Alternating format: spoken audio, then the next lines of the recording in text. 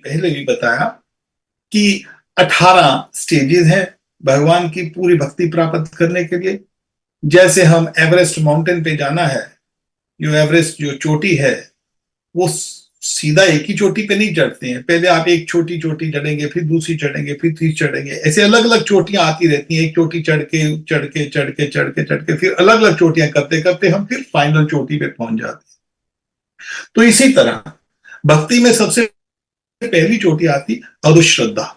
सबसे पहला पड़ाव है, सबसे पहली स्टेज आती अधोश्रद्धा। अधोश्रद्धा के साथ फिर आता है तत्व साधु संग, फिर साधु संग किया जाता है। हम 4 स्टेजेस को उठाएंगे अभी। पहले अधोश्रद्धा, फिर उसके बाद दूसरी स्टेज आती तत्व साधु संग। साधु संग के संग आती है भजन क्रिया। साधु का अर्थ क्या होता है? साधु का अर्थ ये नहीं होता है किसी ने माला पहन ली या 2-4 श्लोक याद कर ले या कपड़े भक्त के कपड़े पहन लिए वो साधु बन गया। साधु जब सद जाता है, साधना कर करके सद जाता है, जब वो उसको साधना को पक्की कर लेता है, उसको साधु कहा जाता है। पहले साधु नहीं कहा जाता, पहले कृष्ण साधक ही कहा जाता है। तो इस बात को याद रखना पड़ेगा हमको। अधोश्रद्धा तो साधु संग, फिर साधु संग के बाद क्या होता है? भजन क्रिया शुरू होती है।